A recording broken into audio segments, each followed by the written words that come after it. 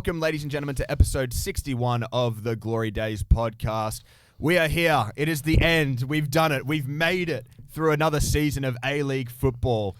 And it was a season that had some encouraging signs. Well, it had a lot of signs. I wonder why, Will. A lot of mixed signals along the way. And, well, I'm not going to say anything just yet, but... it's been a long season. We didn't get the spoon. We didn't get the spoon again. Yes, we avoided the three-peat. We have finished just above the spoon a lot more than just one position. By two positions. And we were 3 positions better than last year. That's impressive. And you know what? I think it is important to know that it wasn't physically possible to do worse than last season because we couldn't have finished 13th this year. We could only finish 12th. That is true. But we've gone and done it. We finished 10th. A good end to the season. Last 3 games, 7 points off the last 3 games. Wow. I still want to say that we have not dropped. We have not lost a single game with Gabby Popovich in the starting lineup. But that's besides the point. Actually. Lots to get into today in terms of the game and more just sort of admin and just talking about lots of shit. Talking about our review of the season and just sort of where to from here. We're not going to go particularly over the squad and transfers and stuff like that. That'll probably be next episode when we do like a squad review. Yeah. Like who do we want to keep, who do we want to bring in kind of thing. But we're more just going to be sort of talking about the season and just closing it out for what has been, I'd say, a very frustrating year. Some good moments. Some bad moments, definitely some bad moments. Some encouraging signs and some not so encouraging signs. Yes. Let's get into the fan comments, shall we? Yeah. We do apologise for no episode last week, but frankly, I did not want to talk about that Sydney game because it was. We do have. What is there to discuss about the Sydney game? We did put it on the story that we would at least touch base on it. Okay, we've touched base on it. It was a boring game. Right. All I'll say is that we should have won 1-0 because Peno just doesn't know how to. He just missed. Yeah, he's got it. The goal scoring attacking midfielder / winger. So anyway. Well, is that the depth that we're going into of the Sydney game? Come on, guys. No, I think that there was fan comments from the Sydney game. There were because of my brilliant post I made with William Gallas holding up the scoreline. Yeah. You did come in clutch there, Will. We want to read out the fan comments from the Sydney game, and then we'll go over the Sydney game briefly. All right. Do we want to? Do that first? Yeah. Well, while we wait for James to get that up, I've already got it. So much. So he said, "Shut your mouth." He said, "Shush." He's like, "This is my segment." Jovan, shite game. Both teams didn't know how to attack. PGFC and Joya, quite dull, just like our season. I guess there's nothing to smile about in my life. Luke, just a boring game, really. Lack of creativity in attack and poor substitutions from the manager. Time to bring in Cal Viet, who will get you 5 goals a game. Sean.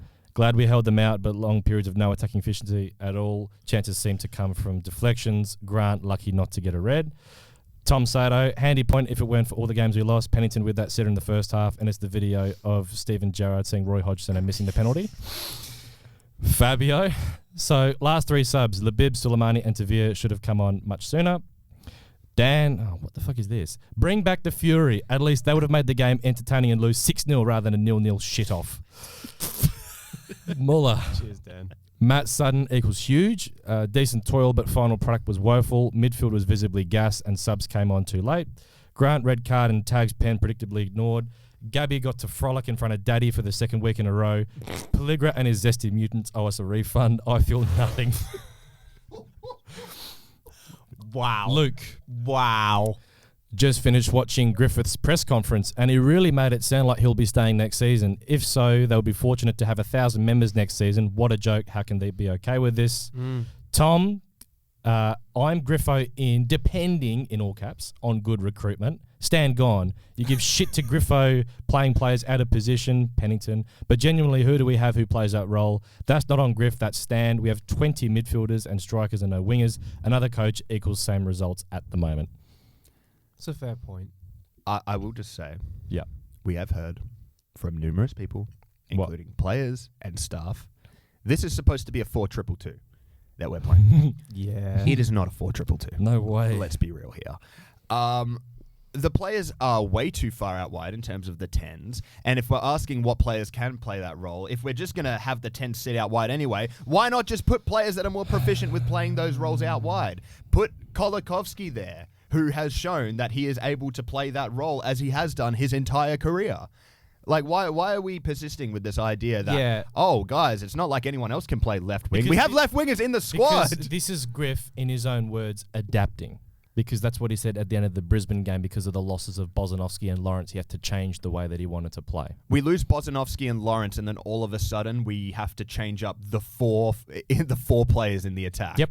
We lose a DM and a Yeah. cam, and all of a sudden we Yeah. don't know what we're doing I with don't the know. strikers. Yeah. Okay, Yeah. that's just great. That's fantastic. Josh, did you have any thoughts on the Sydney game briefly? I think it was just boring, but like, I'm not gonna lie, like I can barely remember much from it because there was no highlights I think to it.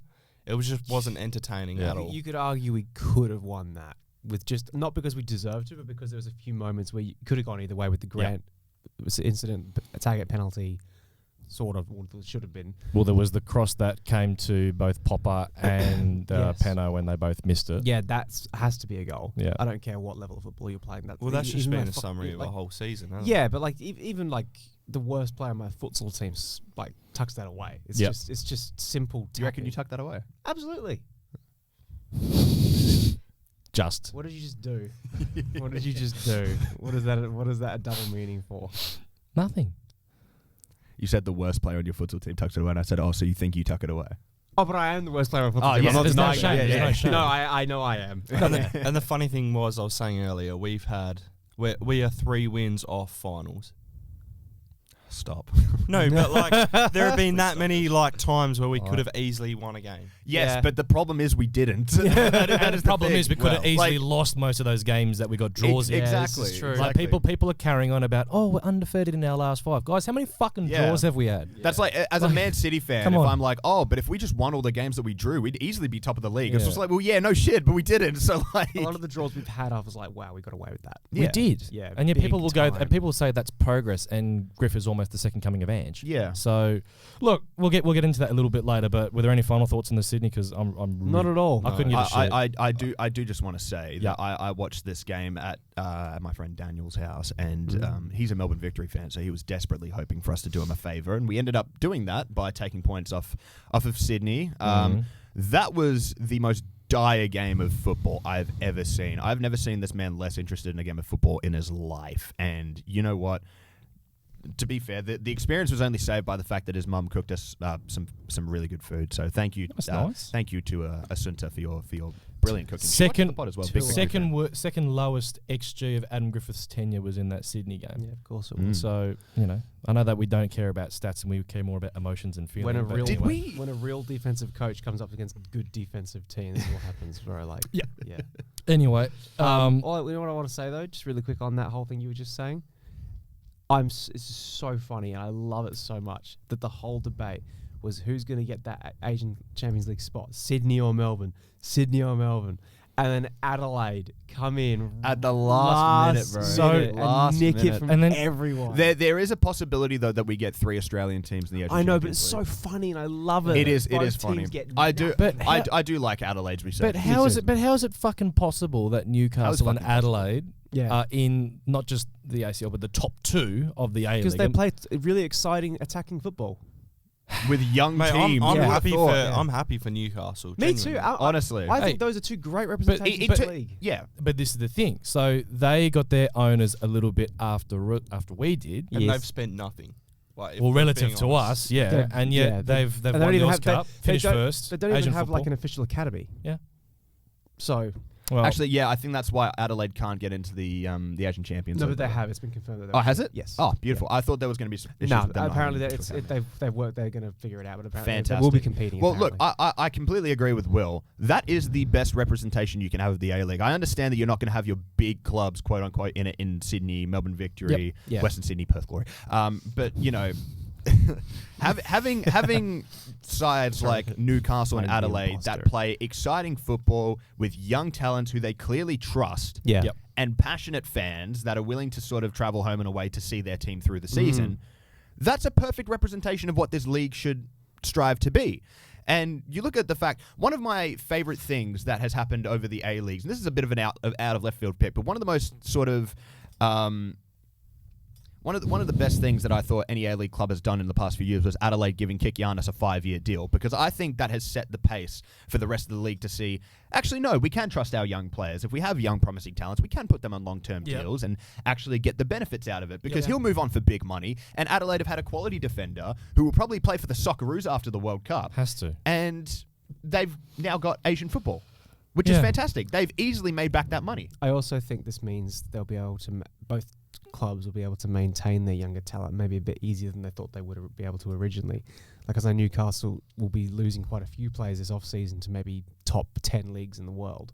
But I think the fact that they have secured high-tier Champions League football in Asia, they might be able to maintain the players they currently have or bring in other players to replace the like profiles, which is really good. Same with Adelaide. They deserve it. I think the shift that Newcastle had in terms of their recruitment strategy from going to washed up European visas to trusting in young talent, like they went from Bertomier to Eli Adams and Clayton Taylor. It's crazy when you look at where they are now and where they were 12 months ago. Exactly. Absolutely, It's insane. 12 months ago, we were talking about if we had to relocate the Jets, where would we relocate them? Yeah, because it was that bad. It was and that we were bad. talking about, can the Mariners turn themselves into a big club? Now you look at it now. Yeah, the Mariners are having a great resurgence. Yes, but that's on the back of a really strong recruitment strategy based around young Australian talents. They bought Ali Ugla. No. The Mariners, their resurgence.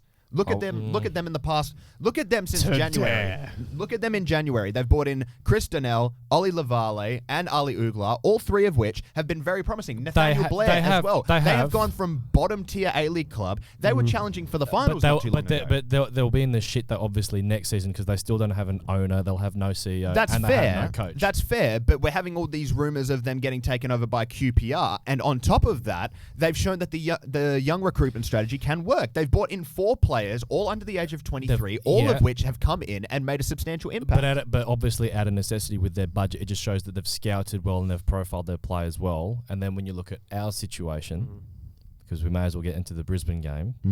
Just one more thing, James. Sure. Okay. What's that? Just because I didn't want to be mad at me, and I'm really tired. Sure. Today's to poo. Yeah, that's it. Yep. I think also there's a lot of credit has to go to Mark Milligan here too, and I think he's a perfect 100%. example that doesn't work for everyone, as we've seen from last season, but former players, especially former Australian players, like high tier Australian players, cult hero A-League players, don't always have to be bad coaches. Yeah. You know, like I wasn't expecting Mark Milligan to be a good coach, but he's a really good coach, you know? Well, you just look at the football that they play. Yeah. So it's like they deserve to be where they are. They're not really overperforming that much. I think he's changed the narrative a bit in terms of like, I don't want to bring in like a random, you know, like, because Mark Milligan was a random coaching appointment. That was very like, okay. But he's shown that he's got the stuff. So now you have to question how many other players from his class may have a very similar ability to coach like that. But he was also given the support around him as well. Absolutely. He was, yeah. But clearly he knows how to attack and defend.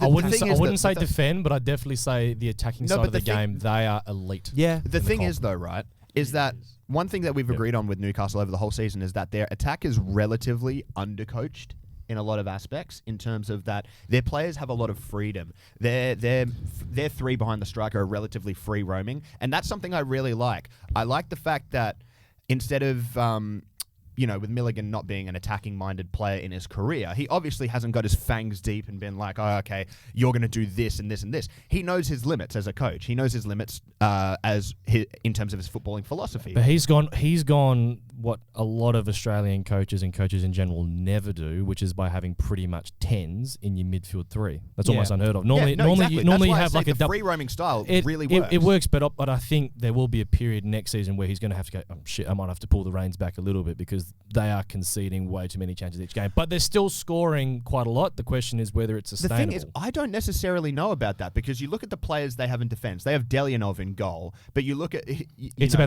their shape and how they play. I understand that, but you look at the players that they have in front of them. I would say, in terms of quality, I don't even know if the Jets are in the top 6, let alone the top 4 in terms of quality. Maybe not even the top 8. On paper. On paper, yes. Yeah. But the fact that their team plays with such freedom and quality. I think that there genuinely is a lot that you can put into that success down to the fact that they are just a quality attacking side. And you have players like Badalado that are going to come back from injury. Yeah. You have players that are going to come back to the club. I know you're losing guys like Lachlan Rose, probably losing Clayton Taylor. You're going to lose a shitload of players. You're going to lose I a think shitload of players, but I think they can bring some good players that in. highlights everything we're doing wrong. We're in a league where you don't need to spend a lot on paper. Yes, you can. Yep. Like the big clubs always will. But like have a style Mariners of playing have done recruits. it for, Mariners have done it for years. You Yeah. don't have to, as long as you bring the right people like around it. Yeah, the right people. Will, have you got something to say? Who's Will? The right people. No, So, but ladies and gentlemen, we didn't tell you about this, but we've actually got a special guest coming on for this Yeah. episode. Please welcome David Zrilich to the podcast. fresh out of China. Fresh out of China. Sorry, fellas. I'm just feeling a bit underdone. Sorry I'm so late. Mate, the amount of chemicals you're breathing in from that $5 Temu mask. No, it's not a mask. If you want chemicals, it's from all my hair gel. So we've got I'm underdone. So we've got one last game to talk about, Mr. Zrilich. Yes. So we've got Perth Glory versus Brisbane Roar at home. First of all, I was not at the game, but I do not buy for 5 seconds that there were about 7,000 at the game, which is what the crowd number was. I disagree. You reckon there were 7? Not 7, but I reckon it was a lot closer. James, you're at the footy. No, from the photos that I saw, and when I was watching the replay, and I said I wasn't at the game. You're right. I hate how when you smile, the mask smiles with the No, I think. sorry, David. I think, there was actually a point though. I thought the main stand looked quite full, but I guess that was because of the weather. I'm so uncomfortable. Right? Seemingly. So, Brisbane. We won the game 2-1. For a rubber game, it was a good turnout. In my last game at home, we won 4-1. That is very true. That is true. That is true. So, yeah, obviously I wasn't at the game, and I was, having a heart attack a few kilometres away watching Fremantle and having my phone go, bzz, Pennington missed a penalty, and I went, oh, fuck, okay, cool. And then Gabby scores, I'm like, okay, cool. And then Brisbane equalised, oh, okay, that's not good. So I'll get through the fan comments for this game because we did have quite a few, starting on Instagram. Brad said, great way to finish the season. If only it was like this the whole season. I already miss Risdon. Simon said, I wonder if only I wonder if only we had beaten the Raw back in January when we had the back page spread in the West about Griffo and 12,000 people at the game. We were coming off a 3-game winning streak. I wonder if we had won that game, the season would have been different. Nick, he said, do you think Pennington was being greedy? Fiat Multiplier. Referee should never get another game again, not even Sunday League. Jamal Lowe, Seb and Will superb. Pockle, no Pennington equals goal, head exploding, and then monkey emoji. Can I just say as well, apparently Pennington taking the pen was Griffo's call, according to Griffo. Mate, I'm not going to lie, I was saying to myself, I really hope Pennington takes his penalty because, mate, he's scored penalties before. So Yeah. I would have loved to have seen Despo given a go. Yeah, though. but Like, you're fuck, saying it's the that last game now, of the James. season. Well, Before the penalty was taken. Okay, I didn't say anything. One, it was I Griffo's would've- call, and 2, if Penno scored that, he would have been top goal scorer for the season. Oh, that would have been a Okay, disaster. That is quite funny. That would have been a If disaster. Despo missed that penalty, everyone would have been saying, why didn't Pennington take that penalty? Would they? Yes. Yes. Wow. We were saying sub Risdon on and let him take it. Valid. Tom said, would really like to keep Labib, Despo, Diabru next year, but wouldn't be surprised if they are sold on. Please, please, please sack Stan before he can offer Gabby a 5-year deal. Lawrence, why couldn't we play like this all season? What do we think if Griff gets the job next season? I'm so scared. All right, so In terms of players being kept on for next season, I think the only one we're at danger of losing on a transfer is probably Diabru. Is that because of the Newcastle rumours? there's nothing in those Newcastle rumours. There's not much in there, but I would say that I highly doubt that Labib would be sold on after this season. No, I don't think it's possible. It's a possibility. I would like to see him kept around as a starting centre back next season. But I think you should play right back. What do we think about Griff? Because that's what the viewers, that's what we had a big debate about, and we also had a poll, Will, where we asked where we asked our viewers, would they like to see Griff stay or go? What were the outcomes of that poll on our Instagram story? The poll was underdone. What were the results, you dickhead? From my understanding, Hey, bro, come on. What's the what? it was 46 to 54 to keep Griffo out. And I find that quite disheartening. He was my assistant coach. When you did that same poll for me, it was much worse.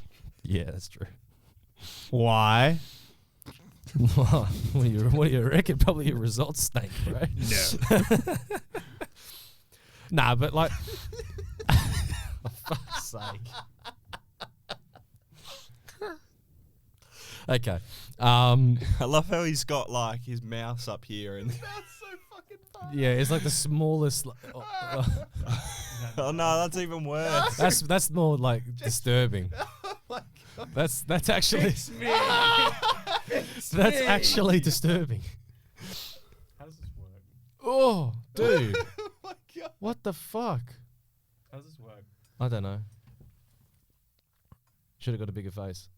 That's, Alright. That's better. Get, Yeah. bro. Oh my god. Yeah. He's just gonna stand there, I guess. All right, now, Alex, what do you think about Griff?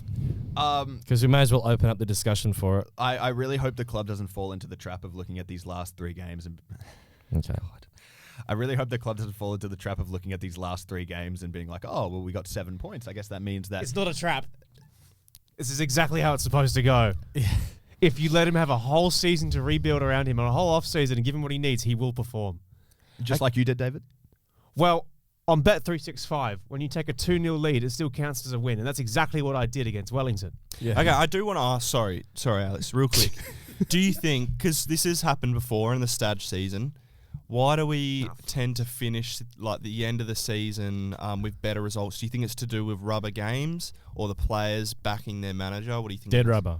That's a very good question. I would say dead rubber games. I would say that having the fixtures at home does help as well. And They have ultimately contracts to play for. Yeah. Ultimately, the players having contracts to play for and the teams that we're going up against having nothing to play for. Like, you look at the last 3 games, Brisbane had nothing to play for outside of finishing 10th instead of 11th. Yep. Sydney had everything to play for and So were did MacArthur. terrible. We were terrible. They were terrible in that game. We weren't as good, but they were bad. MacArthur had a lot to play for, but I also feel like, as Dan mentioned when he was on with us, Mile Stojovski got that game all wrong. I think it was just down to the right sort of circumstances for us. Unfortunately, I don't see those circumstances being replicated over a full 26-game season with Griffo and No, Chuck, because which it's is literally what. just me when we play against anything but a low block. Yeah. Yeah. Like, So- all they had to do was play a low block. Now, Yeah. we had a lot of thoughts from our viewers across our platforms about whether they want to keep Griff or not. Mark Reid said keep. Eggs and Tea said, who else are we likely to attract? Nobody else wanted the job after Zrilic, and we don't want to be the team that changes coach every season, so I think we stick with him. Nobody Then offers- wanted the job because they knew I was the right man. Take that shit off. Nah, take it off. Everyone knew it was for me. Minus 34 goal difference. Jesus. Was that actually what it was? Yes. Wow. Lachlan, he said, genuinely, I do believe Griff has another level he can take the team to, but I'm not sure if he was adaptable enough this season. Finally. We've seen some good moments and have seen that he could get a bit out of his players, which Zidonk couldn't. No. No. Oh, for fuck's sake. The who? Donkey. He's had a bit go against him too with injuries, poor training ground conditions, and also not able to bring in his own players. Well, he brought in Luca. I think I would keep only though, but for me, Stan and the rest of the higher ups have to be the first ones out. Also, would like to mention, I'm not mad if we don't keep him. as long as we bring in another well-known figure who's done some good, not another assistant. Simon said he hasn't done enough. He got figured out early on after our hot streak. Not sure if he'll improve more than he has. No. Wendy, keep to give the team stability. Jordan, keep unless there's someone there clearly better that we can bring in. I'm talking Popovich, 18, 19 season level. Ryan Warner fan, keep him. He's our saviour. James Davies, he said keep him, give him another season at least. I agree. Spanios, we can't hire a new manager every season. Give him some time. Players clearly get on well with him. Give him the players he wants and quality players like Lawrence and Wales available for most of the season. I'm confident he'd do well. Don't keep him. No, I agree. No, don't keep him. No, I agree. Rob Burnett, keep him. Let him build his own squad.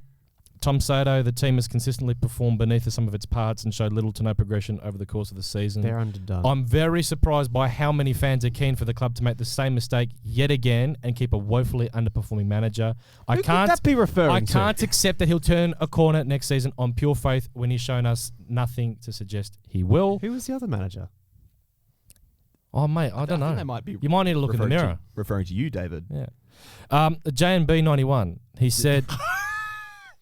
He said it's a tricky one. He can't preach about his coaching inspirations whose teams are quite good on the ball and consistently want it, and then have his teams giving the opposition all the possession. It's one or the other. If there's nobody better available, you probably keep him. Brisbane had 76% of the possession in the first half. So Flip those numbers. Like, help me understand this, right? Brisbane are one of the sides that do not have a lot of possession each game for this season, yet somehow we were like, we're cool with you guys having 70% of the ball. How does that work? Yes. Okay. Oh. Here we go again. What? Genuinely? No, what? no. I think it was... Actually, you know what? Dave's had enough. He doesn't like what you have to say either, so you can just... You have him. Sure. What? You want me to put it on? Yeah. Go on. You sure? My head's too big, though.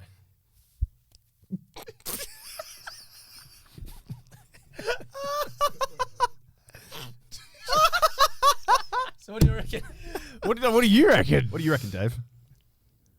Tactics, Red Bull, I don't know. Underperforming. Underdone. To dare is to poo. Sorry, Dave. What was your question? No, how is it possible? David!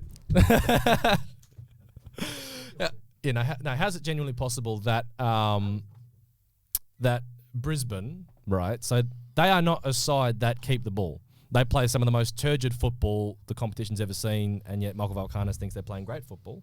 Yet somehow we allowed them to have 70% possession in this game at home. Because we know the answer because we've been saying it all year for after the first two rounds, basically. Yep. Because it's just poo. To dare is to poo. To dare is indeed to poo because the reason we're not okay with it, we are not.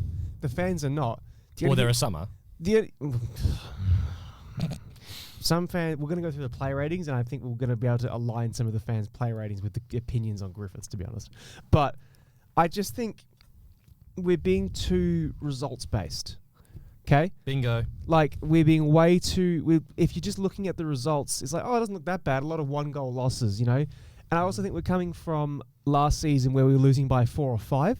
Yep. So it just doesn't look as bad. But if you watch the games, you look at the stats, you look at how, the squad's in balance, you look at how we're actually playing, it's awful. Because there are 5 key arguments that I've summarised them because quite a few people were asking the question, should Griff stay or not? Yes. And a lot of the fans were saying keep him because... There were 5 points. Okay. So first one was stability. Okay. Second one was he's had a tough hand, so injuries and no preseason. Okay. Third point is we've seen glimpses and green shoots. The fourth point is, we've seen better results and the team being more competitive. And the final point is who else do we get? I agree with all those points. Are you in the book that we should be keeping Griff? Here's the thing, right?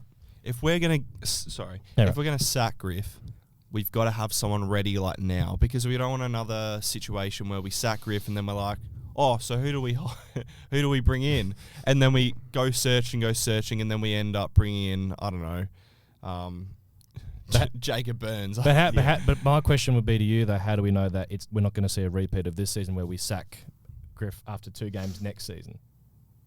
And then we'll back to where we started. I think this is very different to David. It's really. I don't think it's too different because I think fans are still relying on hope. What I wrote down, I said they're mostly relying on hope. They're mostly saying if X happens, then this will happen. So you give him his plays. Okay, and all of next a sudden season, we'll if see we improvement. lose 4-1 to City, sure, sack him. But I doubt that's going to happen. The only reason I'm saying, like, I agree with those points is because if we've got no one else better to bring in, then, like, you may as well keep him.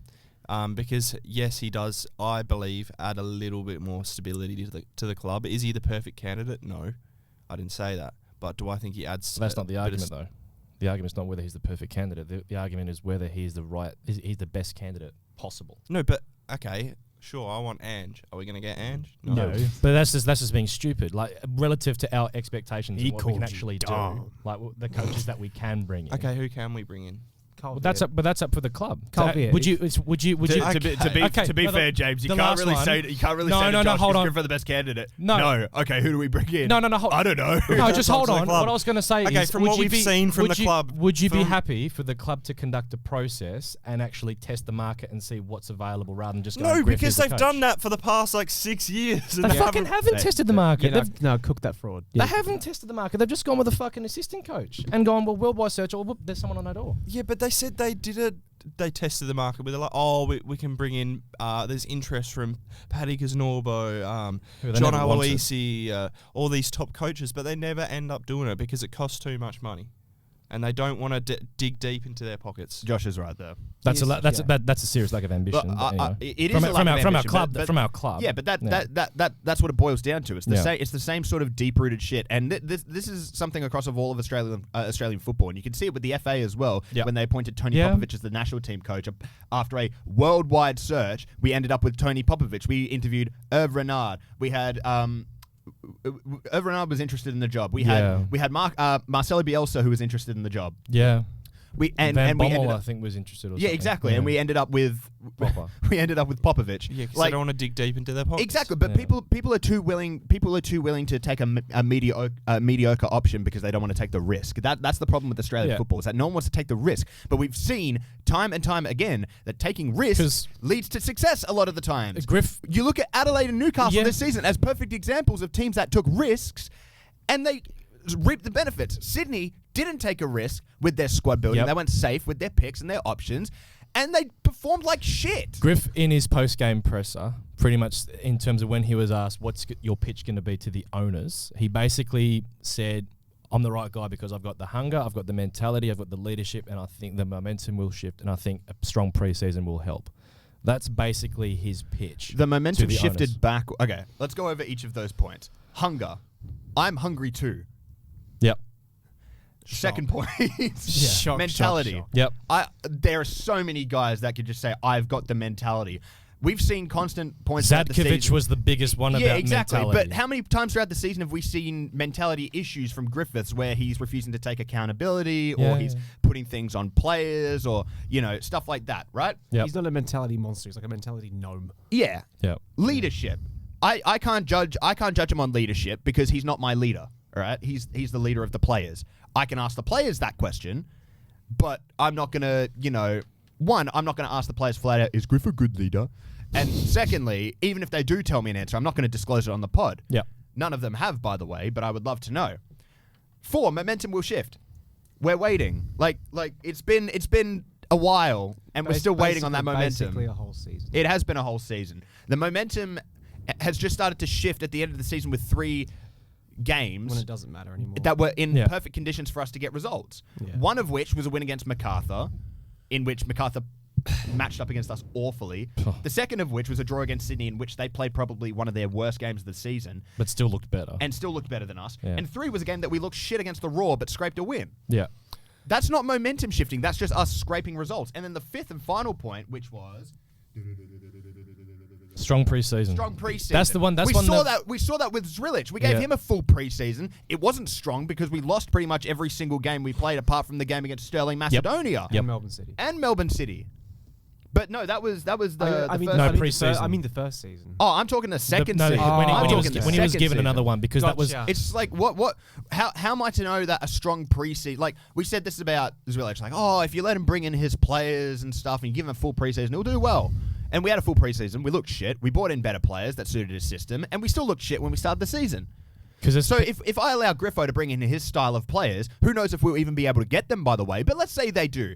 If we bring them in and Griffo is still shit, what do we do then? Because every good coach will have a club at that point. Yeah. We won't be able to get Carl Viet because someone would have taken him. We won't be able to get XYZ because XYZ will already have a club. Probably, yeah. It's too much of a gamble, and I don't think there's enough scrutiny over our process and how we play. Because I think people are just saying, oh, well, we won a game or we've looked competitive, and they're just looking at, and as Griff was doing in his presser, a lot of intangibles, like I've got the hunger, I've got the mentality, I've got the leadership, but it's like there's not a lot of actual observable football. The problem is, I qualities think the club as a whole has a hunger issue because They do. They were saying at the very start, before the season even started, and I when I think about this, I hate it. Oh, top 6 as an absolute minimum. Okay, when we make top 6, then what? We should be wanting to win the whole thing. Yeah. Exactly. So should that be our goal next season? Yes. So do we think there's enough evidence to suggest, not prove, but to suggest that Griff is capable of getting the team to the next level? No, but if you think that, you'll never do it. That's the thing. You've got to almost be delusional where you have to so strongly believe that you're going to win it all.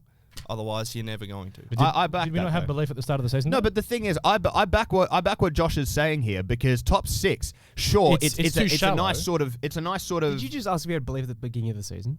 As in, did we believe that we could make the finals? Absolutely not. No, the players. I'm saying the players. You mean yeah, I'm we talking did. about the players. We did. But like the thing is, right? No, the players did. The players believed. Well, we think they were held. They said to us that they believed they were they saying could it like from the yeah, but they're not going to say season, no, are they? Of course they're not going to say no. No, but at varying points this season, we had always been asking the players, do you believe that finals is on? Do you believe that you can really make it? They're not going to say no. No, but they were still at least prosecuting that at the time. But the thing is that we were asking them these questions. They were saying, yeah, we should make finals.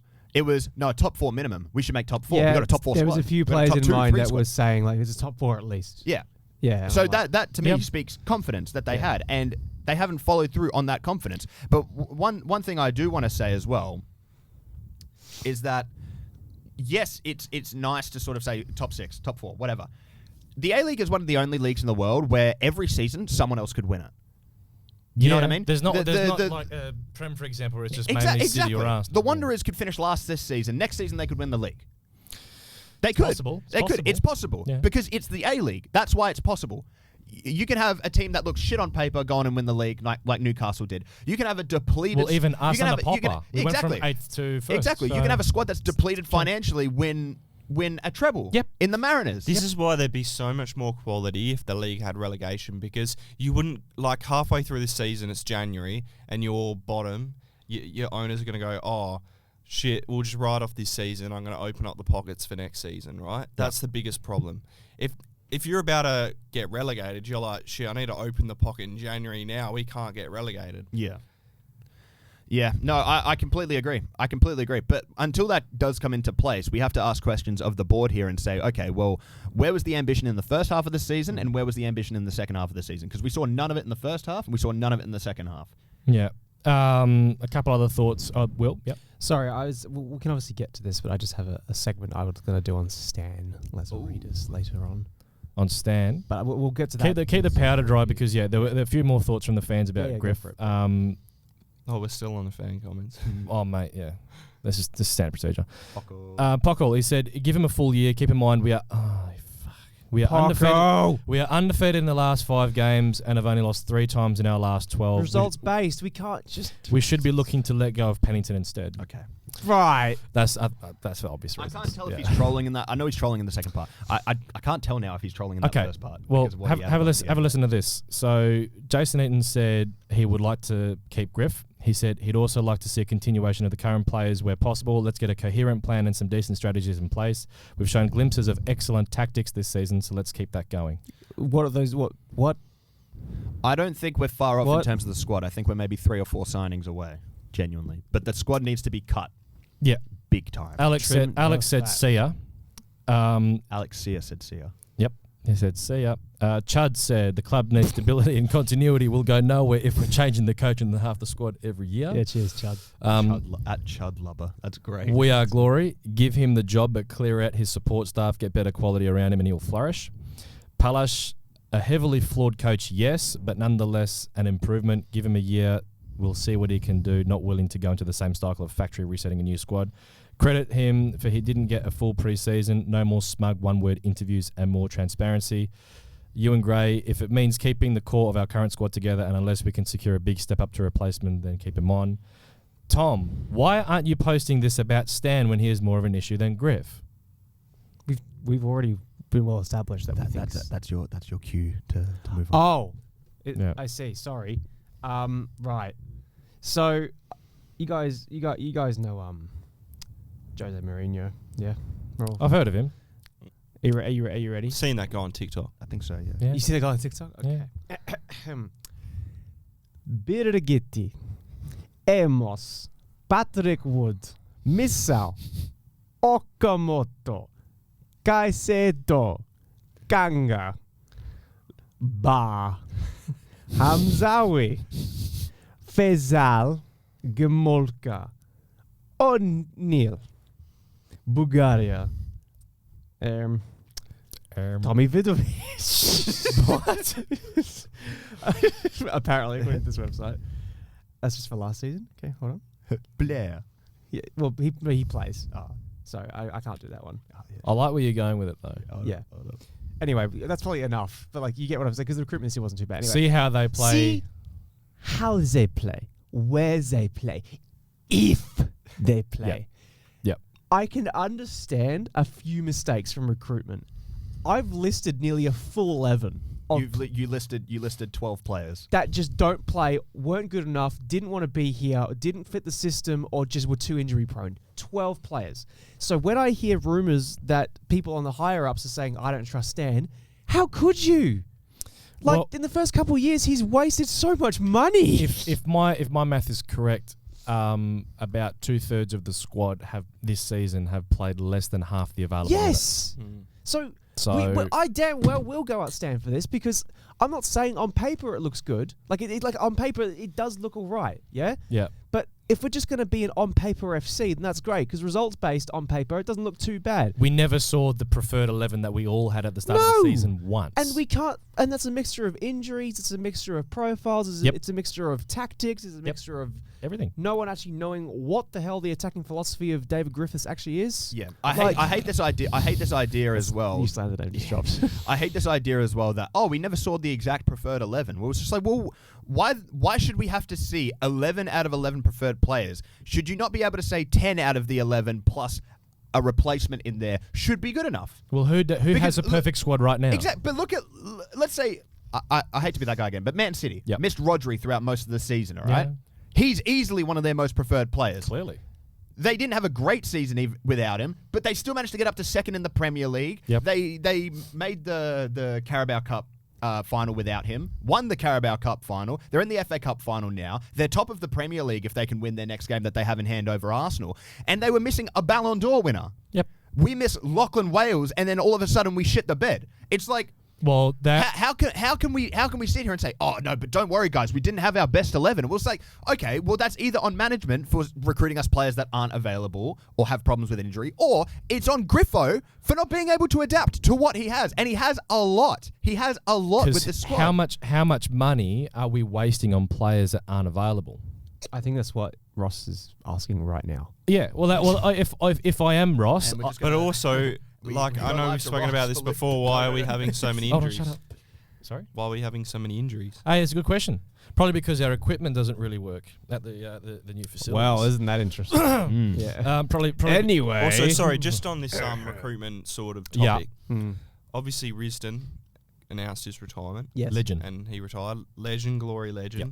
But that does bring up the question of, so does that mean other players in the squad, they're not retiring or they're staying? What? What's going? Like who is Are you like referring to Brano? Brano. Brano, as I understand it, has a contract for next season. Yeah, Brano's still relatively around. young still, though. Yeah, He's only like 31. Yeah, 32. well, he's Yeah. only 31, 32. but he's not getting any games. Like so, Which doesn't make any sense. Like it's like I'm not against Brano at all. no, I of was course, just curious, it's just like because they're I best thought- mates. Like Yeah. you thought maybe they'd do a double retirement. I don't or know. like Yeah, whatever. I Like, just thought maybe because he's Also, not playing. And thank you for bringing that up. I'm going to cry that Risdon's gone.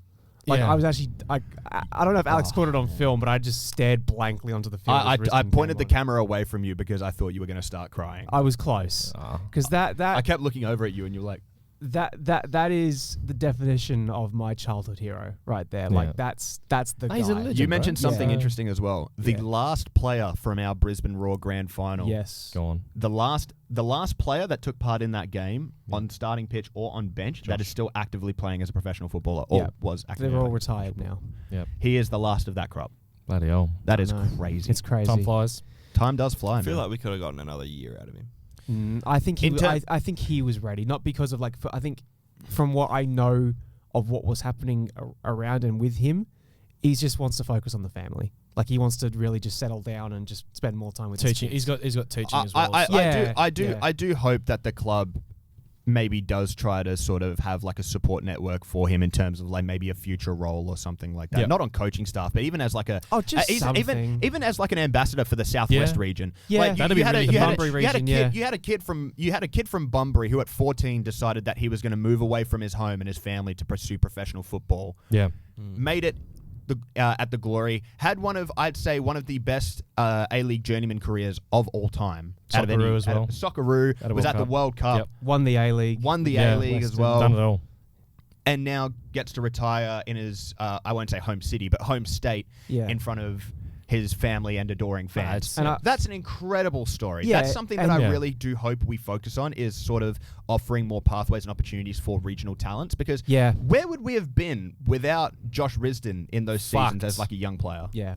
Being in big trouble because I- he was a gun. We may never bring up Josh Risdon again on this podcast, which is actually really sad to say. Mm. But I will just say one more time, because I always say this every time he gets brought up, that he was the only one that would show up every 2 weeks at the Glory Academy, all around WA.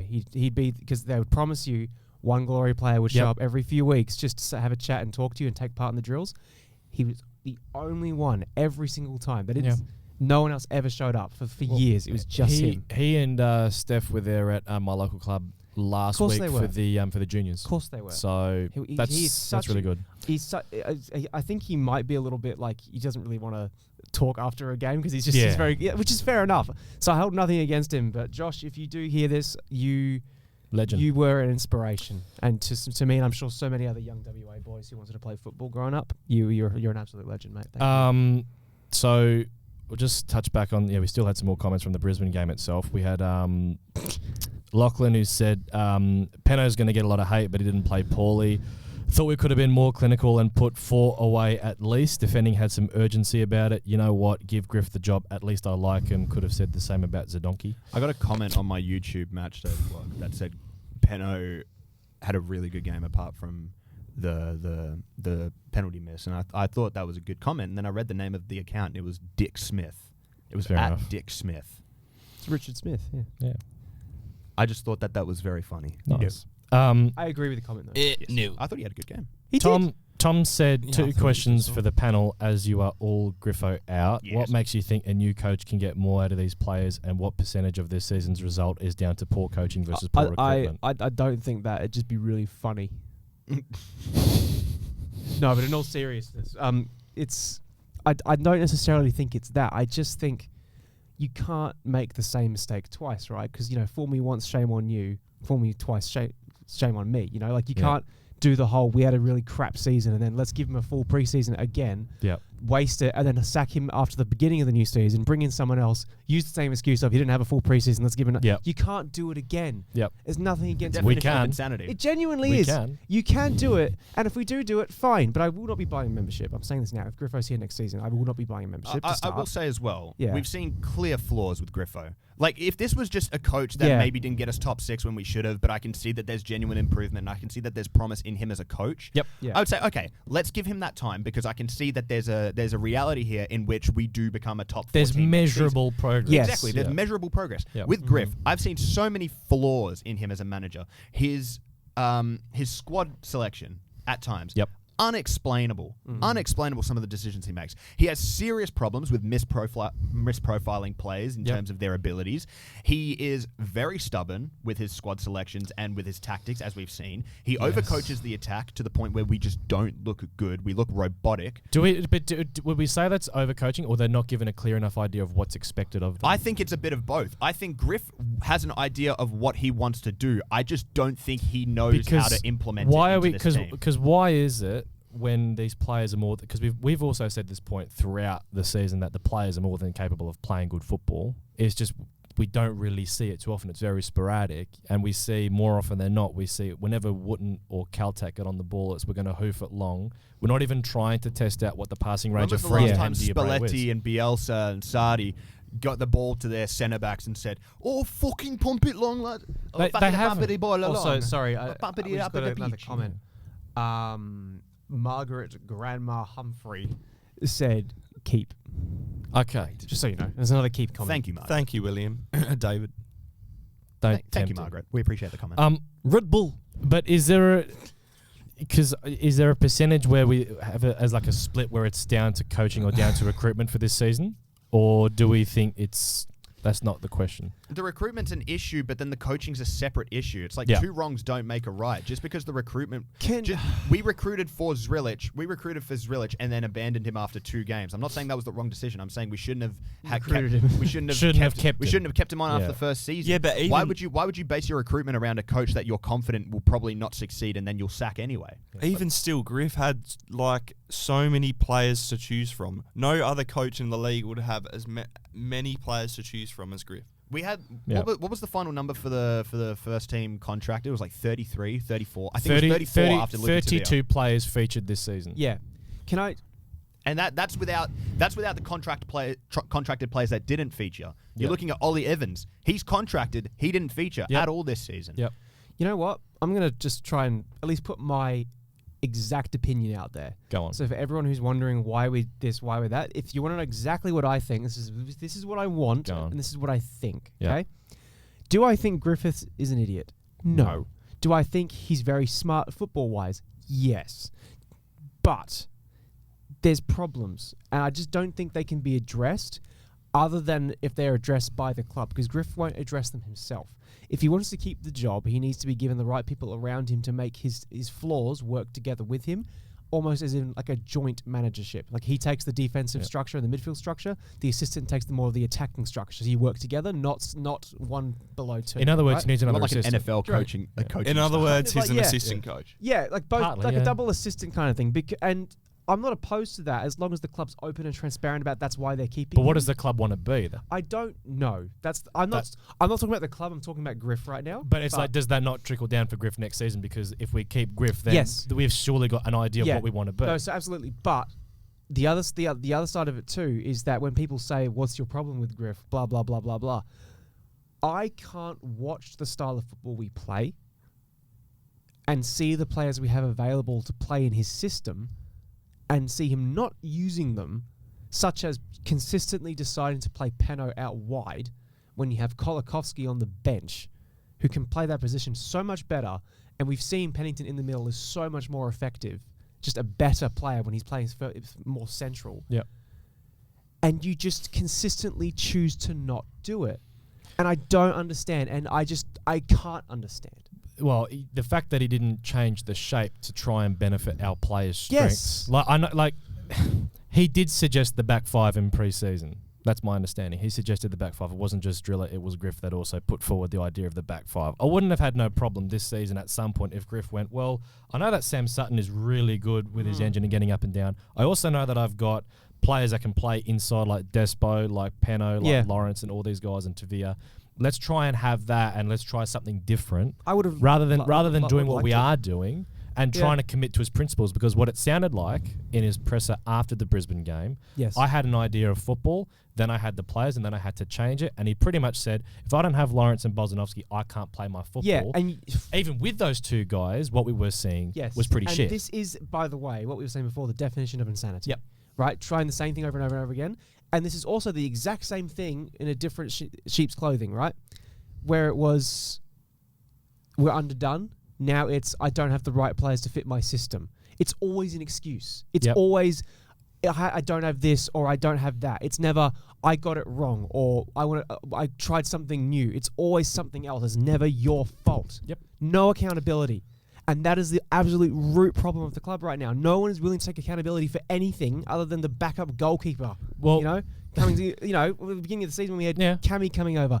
That is the root problem. The players are more accountable now, which is fantastic, but the higher ups have nothing to say other than, oh, we just don't have this. They're all blaming each other for the problem. Because how are they measuring progress would be my question.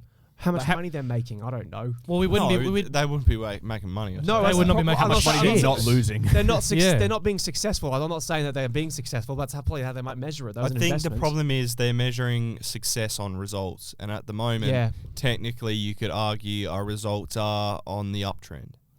You could say that they're better than last season, but you also look at the teams that finished ahead of us, and you say, okay, what exactly are we doing? The reality is, though, is like I know that XG has been used a number of times this season by the pundits on A-League and sometimes they use it to death, and it's like, shut up. Daniel McBreen is the like. But if you look at all of our games under Griff, on around about 63% of the games, the opposition created more than us. Yeah. So if you look at all of the games across a whole season, and the good thing is we had a sample that we could look at different points of the season, the opposition is out creating you. That's a big problem because what that shows is that basically if you look at all the numbers, there has been no trend and there's been no consistent period where we've been creating more than the opposition. Yeah. And if we were using that as a marker, if I was in Stan's position, I'd be going to Griffin, I'd be saying, yeah, you've got a point about this and that, but hold on, why are things suddenly going to get better? Are you going to suddenly... They're not. Are you going to reinvent the wheel next season and totally change what you are as a coach? You can't have teams like the Mariners and the Knicks finishing above you and think, we're going to get there. Those two squads are depleted in comparison to what we have in terms of money spent. Even Wellington Phoenix. That's what I just said. The Knicks. So how do we? how did we not? I thought you said New. Sorry. But how did we not beat the Wellington? We didn't beat Wellington at all this season. Did we? We lost 2-0 in the last game to them. How do we not beat? Like we beat the Wanderers 1-0 at our own home, but then we went and played them in the reverse with Lawrence and Bozanowski, and we lost 1-0 in one of the worst games of football I've ever watched. By the way, this is the point. It's I fell asleep during that game. Yeah. But this is the point. This team has shown that it can win games this season, but it's never demonstrated after that initial bounce back where it can win games back to back and go again. But I think this isn't the Premier League, you know? Like, you look at Wolves, they can win games, but they won't really win much because they're not very good. This is the A-League. Yeah. Any team can win on any given night. Yep. Winning a few games in this league doesn't mean anything. Anyone can win a game, right? We were historically bad last season to the point where that actually was no longer true. Yeah, that should really not be included in the sample. That was like one of the first times I've ever seen an A-League team incapable of winning anything. It was diabolical. It was awful. But we're just going to scrap that. Yeah. But that was people felt bad for us. Genuinely, that's how bad it was. And this season... it is the A-League where any team can beat each other on any given night. So coming 10th through 7th or whatever is not an accomplishment. That's just the bare minimum for a club that's spent money, right? Yeah. That is the bare minimum. Yeah. That is not like, finishing 15th or 14th in the Prem where it's like, oh, okay, we didn't finish bottom, but we finished above, relegate, whatever. It's the A-League. Yep. I think the problem is we all said at the start of the season we will not take anything lower than top 6. Yes. And what have we got? We've gotten 10th. Brilliant. And I think, yes, the results are slightly better, but Griff has been given more than enough time. He's been given 24 games. Yeah, but the results are slightly better, but you couldn't do much worse than last season. And they can't convince me as well. They can't convince me as well that 7 preseason games and maybe 3 months of extra training is gonna drill into this side. No, what but this is what they couldn't get out of 24 A-League games plus all the extended time off they had over the international windows. But this is the problem with parts of our fan base and parts of our club. They think a preseason and new signings will magically change things, but a problem that a lot of the pro-Griff people won't do is they won't tell you how things are going to suddenly get better next season. They won't tell you how. They won't give you evidence. Can I say as well? It's just hopes and dreams. Can I say as well? Griff is not Guardiola, all right? I know Guardiola has this whole thing of like, if players suck in his first season because they need to get used to the style of football, but second season they really kick on. Adam Griffiths is not Pep Guardiola. His style of football is not so overloaded and complicated to the point where you need that extra time to get used to it. Yeah. Griff's style of football is very simple.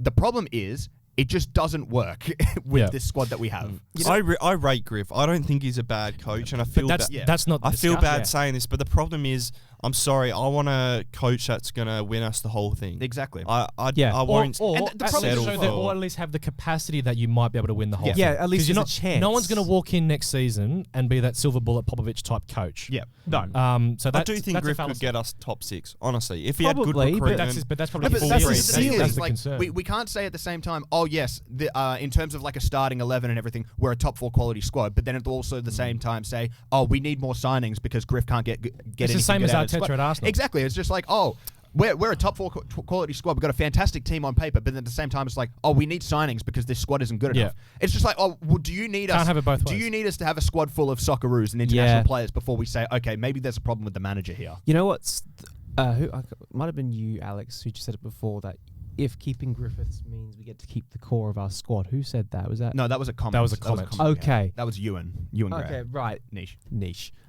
What I will say, and I won't say anything particular, but I don't think keeping Griffiths means keeping any of our core squad.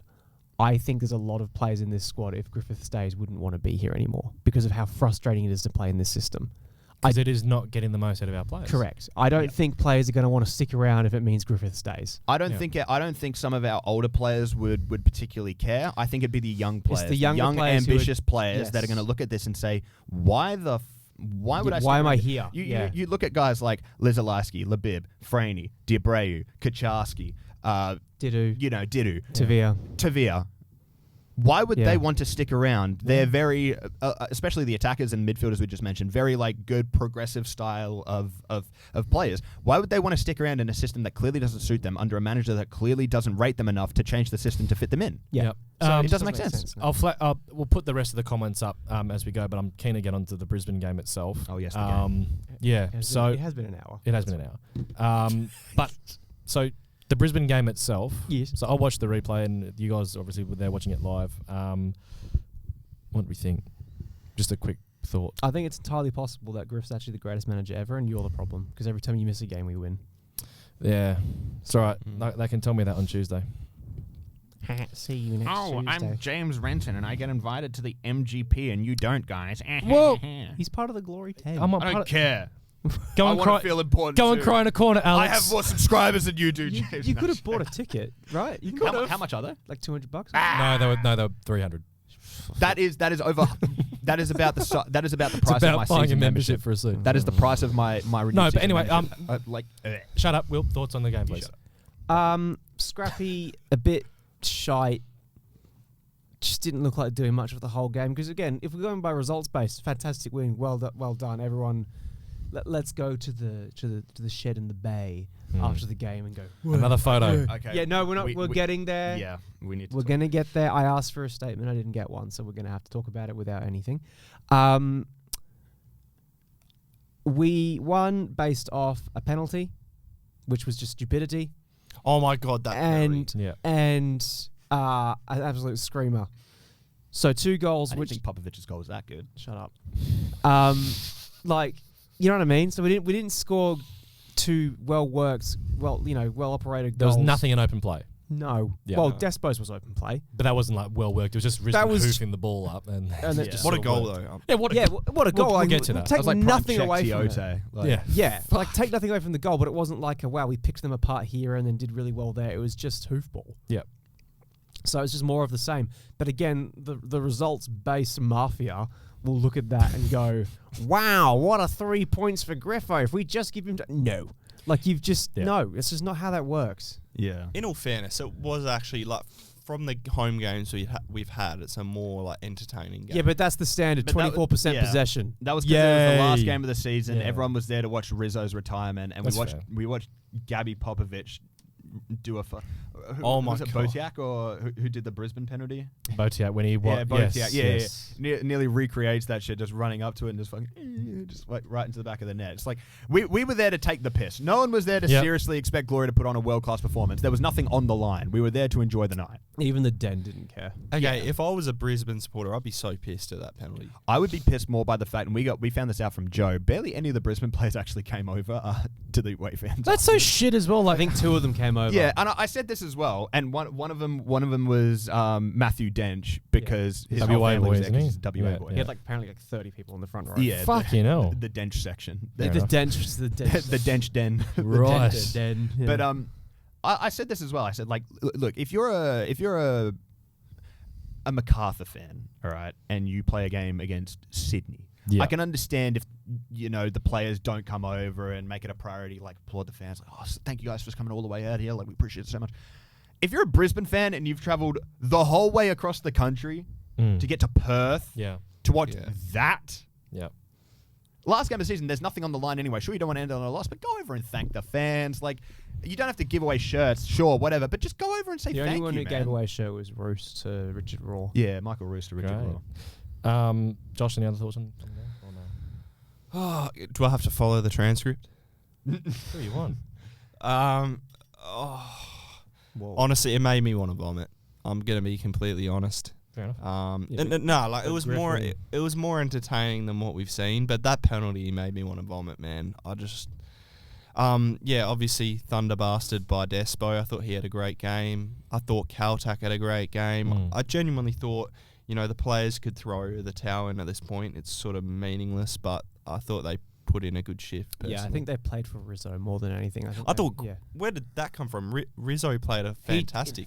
He just gave everything he had left in the tank. I loved the one moment I loved was when I think he gave the ball to Tags and then he sprinted up the right touch. yeah. I was like, that's old school Rizzo. We were watching that just like, please, give it to him. Give it to him, He please. tried. He did try. But God I damn think it, that was like, I think in Rizzo's mind, he was like, I got 15 minutes left. I'm giving everything left I've got. Like, I'm going to run as fast as I can. I'm going to do everything I can. It was like watching old school Rizzo. It was so nice to watch.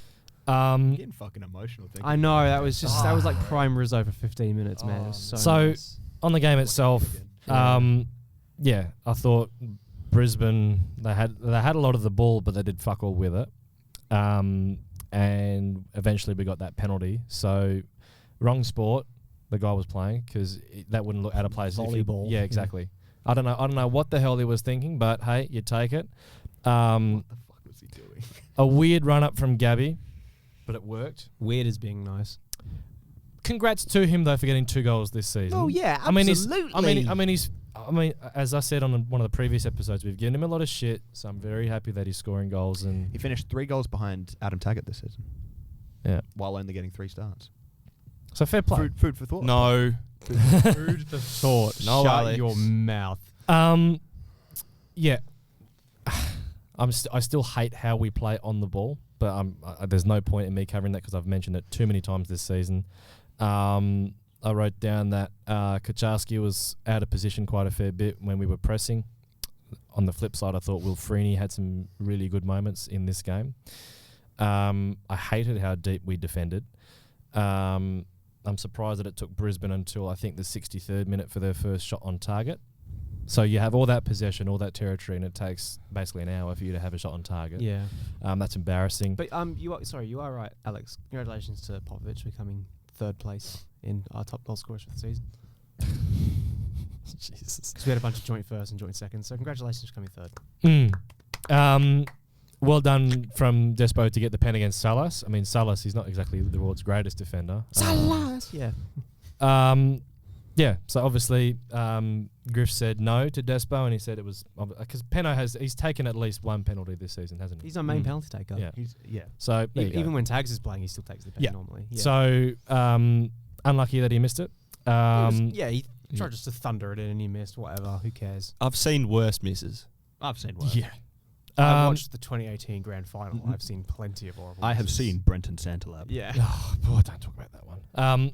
But I still hate how pissy those Brisbane players are that they would surround the referee for any and everything. They are the ultimate grub team, and that is completely epitomised by their coach and that fuckhead at centre back, Dimitri Valkanis. We found out something, by the way. Yes, go on. We got to be careful. Yeah, go on. We don't want to come across as if we're accusing anything here because it's a very serious accusation. No. I mean, maybe there's a little bit of favoritism because the ref was also Greek, and Tim Valkanis, Danaskos. Yeah. I mean, Because that goal for Brisbane is absolutely woeful. Hey, we'll get to that. I've not seen a single I- person be able to justify. I even asked Joe last night. I said that goal for you. Do you reckon it should have counted? And he was just like, and I was like, I did have a viewer message me and say that please include in the script like Alex is going to lose his shit at the referee for that goal. So I'm holding myself off. You ready? I could go on a. Are you ready? Okay, so the first half. Any No, thoughts? let's move on. No. Yep. Cool. Great. Popovic, he had a header, and I was like, oh great, good ball in from Kaczarski, and then doing just straight to Bazanis. Yep. Brisbane's end product was really awful. As expected. Yeah. Michael Roos was dreadful in this game, as was quite a few others. Watch Stan sign him. Oh, don't give him ideas. I love it how we were also winding up the Brisbane players as well. There was a moment where I think Despo kicked the ball into Vidic and was get Sutton up. also bowed in the first half. Oh my! Who was? Oh, I think who was? It was Salas. Salas fell to the floor because Sutton won the ball off him. Yeah. He started rolling and Sutton looked at him because there was no foul and Sutton just went. Yeah, and then Pennington's on the other side, just goes over and says, Yeah. They were just And then rage baiting the it was good Brisbane that players. Gabby, because Valkanis was still doing that shit where he stops and blocks and deviates from his path. I'm surprised that refs haven't picked that up at all. Hey, Are you actually surprised? I'm not. yes and no. "Are you I mean, it's obvious. Coming to the tree. Shut up. So Are you?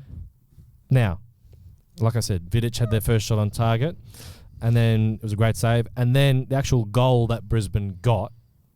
So I saw the replay in particular. Dimmy not only smashes into Matt Sutton, but he also grabs down one of Sutton's arms as he's trying to catch the ball. 9 times out of 10, for me, that is a free kick No, for the 10 goalkeeper. times out of 10, that But- should be a foul." But to be fair, there was a glory game years ago when Ross and Griffiths, you might remember it, Will, when he scored I a header do. and he smashed into... But this was before VAR. That is true. But Phil Moss was absolutely going, I love it that they gave it a goal. We need to see more of this. Goalkeepers are Do a protected we? species. Oh my god. That's what he said in commentary. Phil Moss is a dumb fuck. Now, All right? Okay, be Phil careful. knows They this. listen to the podcast. Alex, Phil Moss. probably, yeah. We have been Phil, I love you, all right? we have but been like, shouted out a Alex, few times by A-League comedians. now- so- have we actually? Yes. Yeah, A-League off air. Why the fuck have I never seen that? Have you not seen this? Like Can you Daniel leave Lee out what I said about Phil Moss, please? Sure. No, like No, people it's like staying Daniel in. Lee Green have quoted us before. Oh, Yeah, but he called us he called me an idiot for talking about Italiano. I do remember that. As Yeah. Serbia or But something. I no, do like, remember we that. Have been, we So have been, fuck you, Daniel. Anyway. There's been a few times on commentary where they've been like, yeah, I saw this thing. They don't know it's from us, but they see what we say, our clips online and Yeah, stuff. they see it. Yeah, they'll Now, see it. Yeah. That's quite cool. Alex, Yeah. I wanted to tee up here because now you can let rip at the referee and VAR. Right. So now's your moment. The floor is yours. How the fuck do you Great allow start. this? Okay, look. As a former goalkeeper and as a former referee, I think I would have the right to speak about this. Incredible. As a goalkeeper, I can understand how people are frustrated about goalkeepers being protected species. Yep. Oh, any touch on the goalkeeper is a foul. I disagree with that personally, all right? I think that there should be a level of contact that you're allowed to make against the keeper. However, it should be in the context of you not impeding the goalkeeper's right to challenge for the ball, i.e. grabbing at their arms or Yep. blocking their path. And it should also mean that you have to challenge for the ball yourself in terms of a full-fledged effort. No half-assing, no pretend jumping so you can bump the keeper or anything. Even if he hadn't even if he hadn't grabbed his arm and he caught the ball, he pushed him in the net. Exactly. Yep. But let me finish here, right? Any sort of impediment, any level of impediment, I don't care if on the field you wouldn't give it as a foul, because you maybe don't give that as a foul if Dimitri Valkanis is challenging someone for a header in the back line. Yep. That's fair enough. The keeper is different because the keeper is the last line of defense. In that situation, Matt Sutton is on his goal line, actively jumping for a ball. All right? When his arm is dragged down, that there is a foul. When Valkanis then goes through his side without challenging for the ball, that's a second foul. The resulting push from Valkanis, that's a third foul. That's 3 fouls there. And they all got missed. All got ignored. Fucking and hell. the thing is, I understand that we're like, oh, but we want to give credit to the referee's on-field decision. Not when they miss a clear It's too and obvious obvious. error. Yeah. VAR was brought in to overturn clear and obvious human error. That was the point of bringing it in. That is why we still have it. That is why the A-League trialed it out first. Now, you cannot sit here and say that that was not a clear and obvious error by the referee. Yep. if he didn't see it on the field, okay, it is whatever. What game That are you is- watching if you're not seeing it on Sure, the field? sure, but Like, that is why VAR is there, right? If you had a different opinion, sure, that's fine. But VAR had the best possible views of that. Behind the goal, Yeah. in front of the goal, they had every view they needed to Yeah. see that Valkanis was not properly challenging for the ball. No. He did a little half effort where he jumped and then sort of backed out so he could bump Sutton off the ball. Yeah. I am of the belief that you should be able to make contact against the keeper. However, it should be in a full-fledged attempt to go for the ball. If Valkanis decides to leap, tries to header it, and in the process of jumping and headering it, maybe bumps shoulders with Sutton, Yep. fair enough. I don't care. I can say Sutton should have got there because he's got his arms to help him. Yep.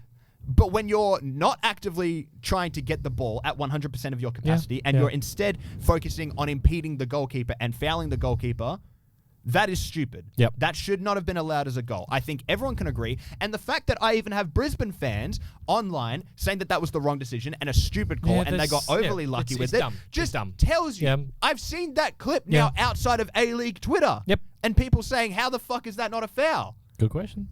It's a great question because we talk often about the quality of referees in this country, okay? And it's something that we're going to bang on about until the end of time. But we really are a joke. Like, I understand in England there's, like, people that are like, oh, well, how are you not sending Gabriel off for a red card there? Yep. Absolutely, I agree. Refereeing in general is just, the standards have never been lower. Yep. But in the A-League, it is It's abominable. exceedingly poor. It's pretty bad. It's getting It is worse and worse. exceedingly poor. So the good thing is that we didn't roll over and die, and I think what helped was Josh Risdon came on and just gave us that glory, heritage, and aura that we sort of needed. Yeah. Because pretty much straight away, Despo scored a screamer. And I think he's had that. I think I've said a number of times this season, I think we've all probably said it, we would love to see that moment when Despo finally scores in front of the shed, because he was close in those first games of the season, but just couldn't quite get it. Yeah. Awesome goal. Brilliant goal. Really good finish. Yeah. Great technique. Goal of the season, in my opinion. I know people are going to say the Olympico, but that shit was not on purpose, dog. That shit was not on purpose. it was good. That was goal of the season. No, but this was outstanding, and I think we were lucky that that Vidic equaliser was ruled out for offside. Despo could have had another chance a few minutes later when I think the ball got played over and Tag instinctively played that first time ball to Despo, and we saw something earlier in the first half when Gabby had a chance and he missed from almost point blank as well. Yeah.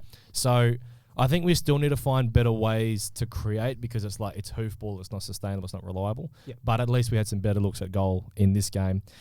Not a lot happened. There were a few fights when Henry Hall thought it was WrestleMania and slammed over Will Freeney. With that late barrage not coming back to Perth. the late barrage of shots at the end, and then that was all she wrote. Full time, 2-1 win, and Josh Risdon goes out in his final game as a winner. So, any final thoughts? I don't ever want Henry Hoare at my club. Valid. I just want to. We've harped on about it all season. We've said it at different times. Just something has to be done about the stupid little in the bay. I'm not saying, and Little shits. Is this Finn? No. Whoa. I have He's s- anything but little. Don't worry. I'm joking. I have to clarify this every time, that I'm not talking about the leadership group. I know the leadership group, they're good people, they're not trying, this is not what they're about. Yep. I'm talking about the little gremlins that come in thinking they're the whatevers, Top wearing dogs. all black hoodies and Yep. sweatpants and TNs, Yep. and then just thinking they're part of the club by doing things. I don't know if you saw, James. After the game, they were doing celebrations. The players came across and everything, blah, blah, blah, blah, blah. They were lobbing broken chairs that they were sitting in. Like they the were seats, breaking the chairs and throwing them. Well, one of them, they threw one, and one of them nearly hit one of the members of staff for the glory. Okay. In the head. So They threw it, lobbed over, the guy wasn't looking, and it flies right So, there. Nearly hits him in the head. Yeah. And can I just say as well, Yep. NPB security. You had a gentleman there last night. It was a few nights ago. Well, Yeah. a few nights ago. You had a gentleman there, one of the security guards, who actively witnessed one of the people throwing the chairs. He saw him throw the chair, pointed at him, said, "You, come here."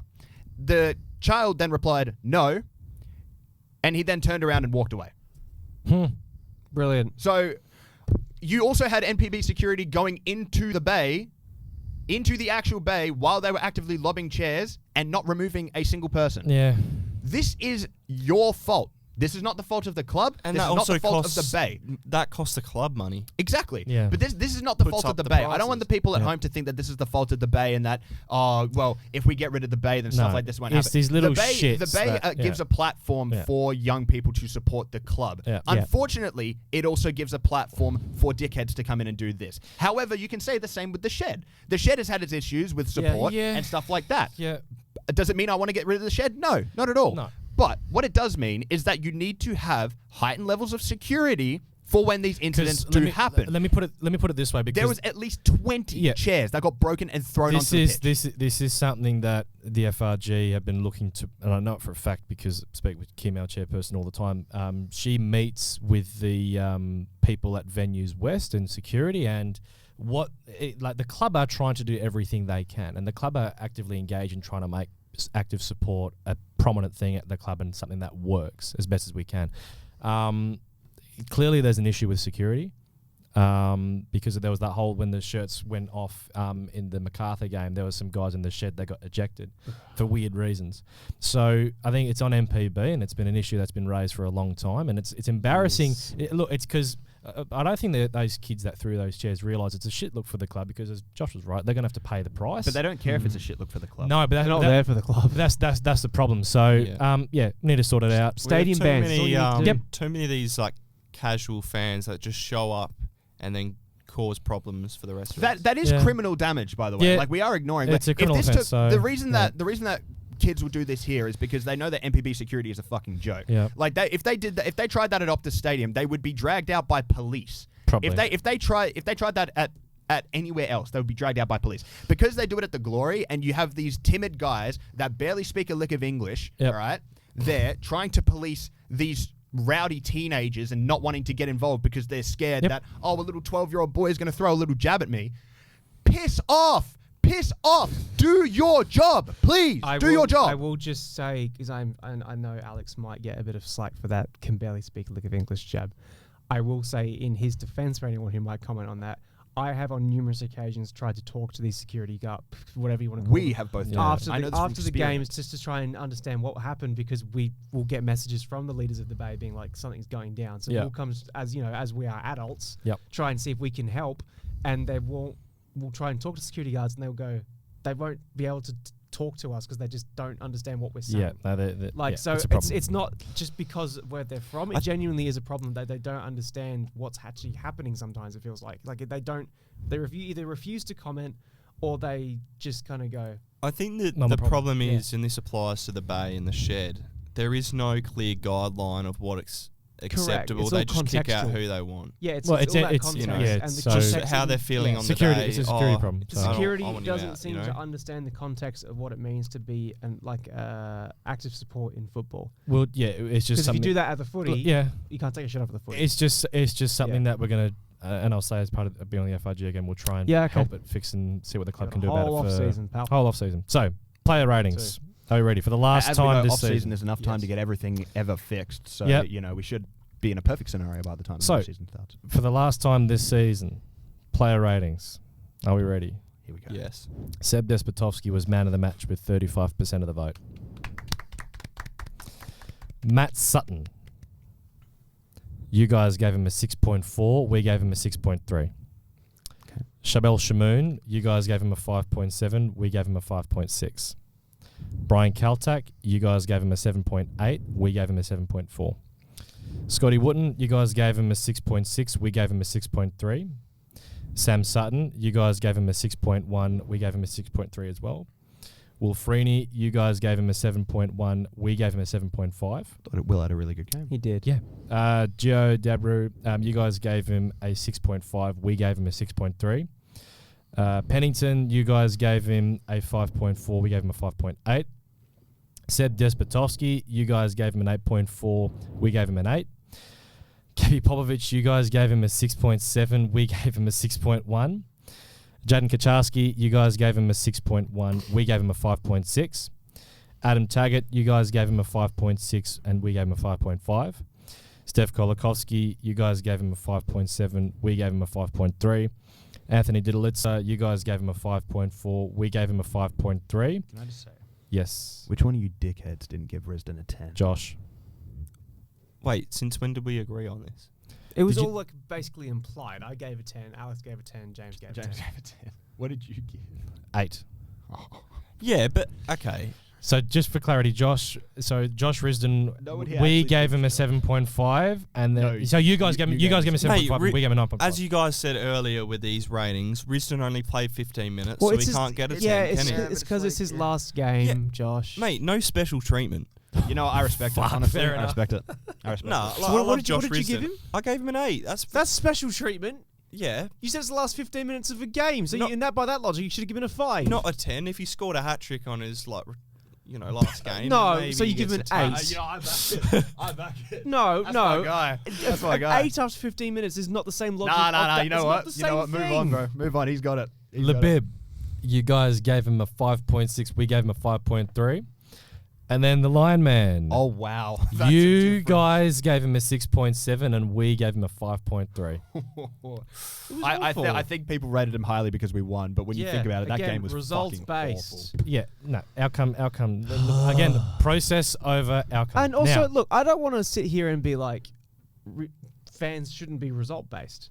no. Of course, the fans can be happy we get a But win. don't be Of course surprised when not. shit Yeah, happens it's down just the because track. we're better than you guys. Right, okay, I'd that- rather no, not just- say Yeah, look, that. I am happy for fans that are still purely result based, and if we win, they go home happy without thinking. That's about great. the Yeah, well problems. done. I miss being like that because it was so much more. No, fun. I do as well.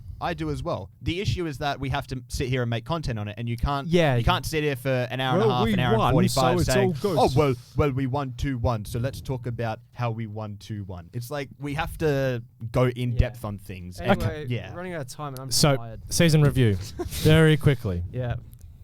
Across the panel, starting with Josh, a quick summary of your thoughts from this season. We were promised a lot, and we're all left disappointed yet again. Again. There were some positives, if I'm being completely honest, but also they were overridden by all the negatives. I do think we have a better base to build on for next season than we did last season, For sure. but I still want to see a lot more, and I'm left disappointed. What out of 10? Out of 10, Yeah. Yeah, what'd you rate the season? 4. Fair. I think this season was made far more difficult than it needed to be by decisions from the higher ups. Yep. And it reflects a lack of strategy, and we made impulsive and at times stupid decisions that that reflected poorly on us. I think we were lucky that Griff was able to extract as much as he could from the group. I think this group was capable of far more. Yep. It's a shame that it didn't. There were some definite highs, but there were some definite lows.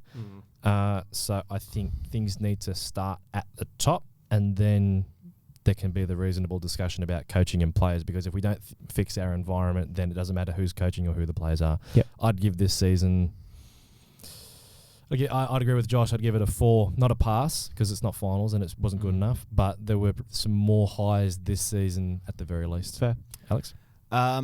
Look, while I agree that there were definitely more highs this season, in particular, I thought that there were a lot of players around the squad that had a lot of resurgency. Yep. In particular, Caltac, Sam Sutton, I thought had really good sort of rebounds to poor starts to the season.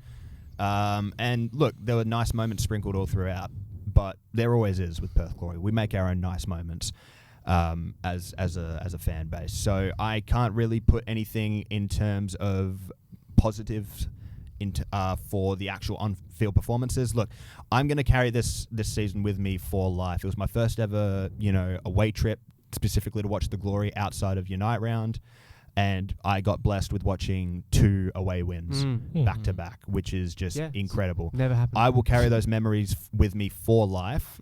And, that trip in itself is some of the most fun I've ever had, like watching football. Yeah. On top of that, though, I can't sit here and say that this season has been anything more than an absolute categorical failure, which it has. I think Griff started very well, but adapted very poorly and refused to change. I thought he was very stubborn with the way he went about things, and I think that led to our downfall. Off the pitch, haven't been good enough. The facilities have not been good enough. The training pitches, from what we hear, have been shit. and all across the upper board from Ross and to the directory and the rest of the board, I think it has been a categorical failure and things need to be heavily reassessed. I'm going to rate this season a 3 out of 10. William? Whatever the hell he just said. No. Do you want to put on the mask for the finale? No, I don't. It's Okay. down there somewhere. I feel sick after breathing in all those chemicals. It's true that we have better foundations for next season than we did at this point last year, for sure. You know, at this point last year, we were all questioning whether or not we're going to be liquidated or not because it was that bad. Yeah. You know, so it's still better than last season. The last season was a 0 Crap. Yeah. out of 10. Like, there was nothing redeeming about Disaster. last season. This season, I think we've got a lot of young talent come through, which is hopefully setting up for next season, such as, you know, Will's really established himself, Despo, Gio. Yeah. You know, we've got some really nice young talent coming through the door, which is nice. Hopefully Labib also continues to grow his game a bit more. Lizzo as well. Yeah, we didn't see much in the season, unfortunately, due to injury. But again, he looked solid when he played. We have a very good young core, which I hope we can retain. But apart from that, not too many positives. I mean, the visas we brought in were lackluster, to say the best, other than Bozza. You know, Lawrence was good for when he was fit, but you know, you can't really play less than half the season and be considered anything other than mid. Yeah, I'd say the only You know? success was Brian Kaltak. Yeah, Brian was fantastic. I mean, he had a rocky start. Again, I hope he sticks around. He'll be great to keep on. The other side of it too is that I think the way we went about our recruitment was very poor, knowing that there's release clauses now. The squad itself was way too I big think, you know, again. having to sell Bozza on the cheap because that's the only reason we got him. You know, rumours of other players who we actually quite like having very cheap release clauses so they can get out means I don't think we're going to keep a lot of our better players for this next season, and we're not going to get much money from them if we do get rid of them. So with all that said, mixing with the fact that we didn't even come close to making finals, we were 3 wins off, which is in the A-League is a lot. For how tight this season was. Yeah. You know, it was for a while there, it was all top 10 could make it, and then we just kind of fell off, which was awful. Mixing that with more broken promises and no accountability from anyone other than the players, which I'm always happy to hear players give accountability. But when people above them are unwilling to admit mistakes and only willing to show their face after a win and be willing to talk to you after a win and actually be honest with you, then I can't respect that. Fair enough. And that's not what Perth's about. You know, the glory's never been about, you know, hiding behind the It's what it the shouldn't badge. be. Shouldn't No, be it's that. Who are we referring to here? you know. We can't say who You we're know who. referring to. This club's all about integrity and, you know, being the pride of Western Australia. And once again, this season it's failed to represent that. Yeah. So it might seem harsh, but I'm giving this a 2.5. Because it's just not. Again, it's not a 0. Valid. It's better than last season, but it's for the glory. Last season was like a negative too. Yeah, but for the standards of the glory, this was awful. Favourite game? Do you want to go just start? We'll go reverse order. Yeah, reverse order. 2-1 against Auckland. The JK. I'm going to say 2-1 Newcastle. That's fair. Fair. I think if I was at that Auckland game, I also would have said that one, but I wasn't there. I'll say either of the 2 games we won on the away trip. That's the 2-1 fair. Newcastle, the 2-0 to Mackay. I would say either the 3-0 against Mariners or the 3-1 against City. That's fair. Oh, I That's- forgot about this. that's Those City two, game. those 2 games, I was like, whoa, yeah. where's this been? Yeah. Like that's with very just valid. like Lawrence just turning on Yeah. God mode in the City game. I just liked the JK game because we were so much. We were at that point. We were like, oh, we're just not good enough. Obviously, we weren't. But that win gave us like a whoa. Wait a minute. Can we? Yeah. Can we do this? After and not- then we cooked it straight after. and then Burnt did it. we go to the Wanderers after that and lose 1-0? Yes. Yeah. Okay. So like. So, okay. speaking of which, worst game of the season? that one 1-0 Wanderers? from the burst from the. No, I'm from going to the say the Wellington Phoenix where we lost. 2-0? worst game in terms of the glory play, or just worst game Just in general. You can choose whatever Okay, angle because you want. worst game in general is that Wanderers game because there was nothing redeeming from either Yep. side other than just Ryan Fraser deciding he was messy. Like that's it in the last 5 minutes. Or Adelaide. Ooh. There's been a lot of... Sorry. Yeah, there's a There's lot. There's a lot of also- options. There's also the Melbourne Yeah. City 4-0 at the start of the season. I don't. Yeah, count but those. that era doesn't that count. to me was last season. Yeah. Valid. Yeah. I would say the either the Wellington or the Adelaide games. The Adelaide game for me, I was like, he's not our guy. And I know that's like, oh, well, you say it after a big loss, and it's like, yeah, but we've had. But that time. was obvious. That was Yeah. obvious. Where it was like, you've just got you're taking a big team. Fucked yourself. Yeah. There you go. I'm just going to stick with the Wanderers because I just think at that moment in time the Wanderers were just plain awful, and they had been all season anyway. Yep. To put up a performance like that against the worst team in the league, Yeah, yikes. and not really perform or present anything in terms of a good opportunity for the whole game. And it wasn't even that we had a bad squad either. We had a decent squad for that game too. You know, it was genuinely awful, and that for me was just that for me was the sign that we shouldn't keep him, because it's like we can't beat Auckland and then go do that. I'm not doing that. I can't do that. Because you could even say by extension when we lost at home to Brisbane, that was the one where it was like, okay, you've just thrashed the Mariners at home. You beat the crap out of them. You're going to have 12,000 at the game. And you still can't win. Correct. So, awful. I was gonna say Alex. for my one, Yeah. either two of the Wellington games. The first one because first game of the bloody season, hell. first game of the season against Driller when we bottled the 2-0 lead. That was when I lost faith in management, and then when we lost 2-1, that was when I lost faith in Griffo. No faith. Best player of the season. Ooh, There you go. it's got to be The first half or the second half of the season? whole thing. Both halves. Let's start the whole thing. We're literally doing a mini MGP right now, so. Huh? We're literally doing a mini MGP right now. Well, we don't get invited. So we Caltech. don't have to. For me, Caltech? Caltech. Oh. If you're at the whole season as a whole, most consistent best player, Caltech. I'll probably say Caltech, but Pennington is a very close second. I'm gonna go with Benno. I'm gonna go with Benno. Of course you are. Of course look, I take that with the context that he played as well as he did while playing out of position the entire year. That's really easy to say those two, which is not a bad thing because those are my answers as well. But if you give me a top three, who's your third? Matt Sutton. I was going to say Matt Sutton. Yeah, too. Sutton. Yeah. Yeah, I mean, where would my question would be, where would Bosnowski and Lawrence be if they both stayed this season? Yeah, if they Lawrence stayed, would have won. No, Bozza would have won for me personally. Yeah. Lawrence would have been given MGP, but for me, Bozza would have got player of the season. I'm gonna give it to Brian because purely because I think he started off quite poor, but then he made up for that with absolutely monster performances from that point onwards. He's been massive, man. Yeah. Most improved player of the season. Ooh. There you go. I'm tempted to actually say Will. Yeah. I'm tempted Will? to I'll say take Will. Will. Just because. That City game, it just kept going up from there. Like, Yeah. Even the commentary was taking notes, saying this guy's insane. Yeah. But just with him, it was just like we saw the signs of promise last season, but going into this season, I think we were all a bit shaky at the prospect of Will being like a consistent starter. But he's proven that he's an invaluable piece of this sort of puzzle. I think I would much rather we lose Gio. I don't want to lose either of them, to be honest. But if we lost Gio, I'd be less worried than if we lost Will. I think losing Will would be more detrimental. It's a tricky one because I think you could probably say either Will, Gio, or even Despo. Because I think Despo's improved. For me, he's improved given what he has, but Can I think you say Gio's most improved because he didn't really get much game time at all last season.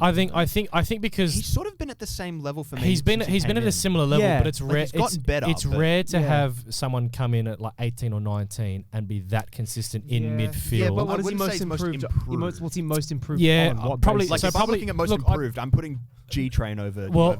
I'd probably Despo say didn't really play last season. G-Train? No, I know that, but we're over the we're course of the yeah, season. But we're comparing that Yeah. as like the start of the season I to think- where we are now. Look, I think Will is certainly someone that I think has a lot more in his locker, and I think this is my point about system, right? If you have if you have a system that allows your midfielders to express themselves on the ball rather than just you're going to be involved in build up. Oh no, Scott's hoofed the ball up, so now you've got to run up and try and clean up mess. Because our two, Will and Gio together, they're both high volume defensive midfielders, and But they've been consistently good every single week. The thing is, Seb, like Despo's, he's been great.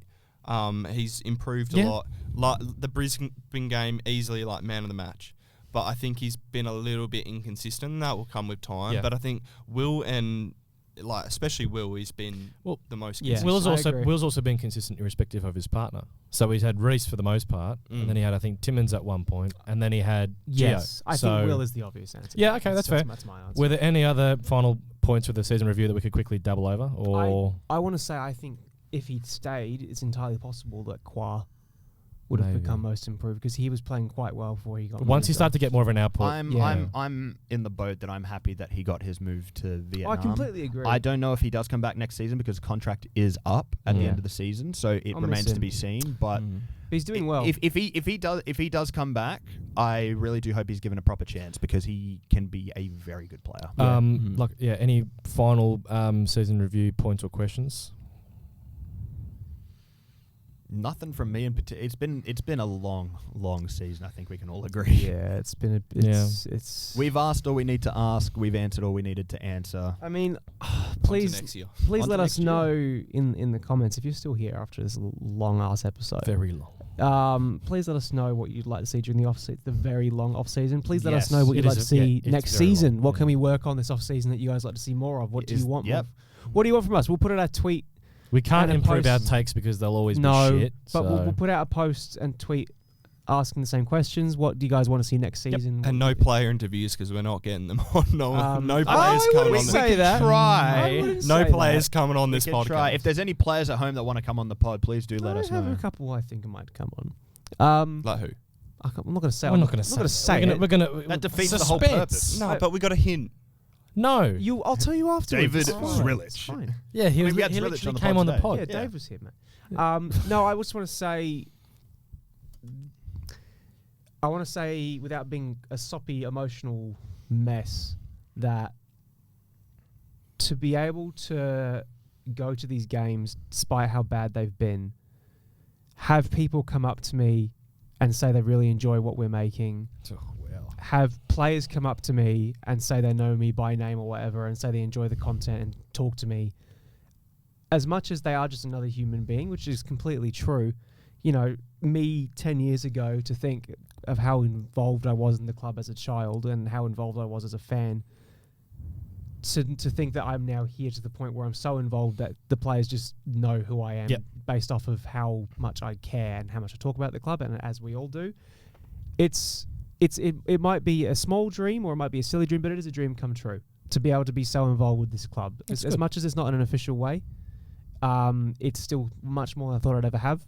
And we wouldn't be able to do that without you guys tuning in every week and leaving your comments. Tuning and in being on engaging. YouTube, Spotify. And it's the been most amazing. important thing is Twitter and Instagram, because it is so hard to make engaging content without engagement. Yep. So when you leave us comments to talk about things, you give us prompts, you give us questions, you give us opinions, that makes our job and content so much easier to make. So we thank you so much. We for will that. endeavour to have a live episode at some point next season. Yes. we It's will just try. it's the In fact, logistics. I would like to do the first live episode of watching the first away game. We will try to do that. We've just got to work out logistically how it works here. Yes. Yeah. Look, just to build on what Will said, I think something that I'm, the most proud about as part of this pod is that we genuinely have been, and not to toot our own horn, but the amount of people from all ages that have sort of come up to us personally. We were signing, autographs, taking pictures for for younger fans in the members. Yeah, I lounge. know, right? Yeah. James, we had the older gentleman.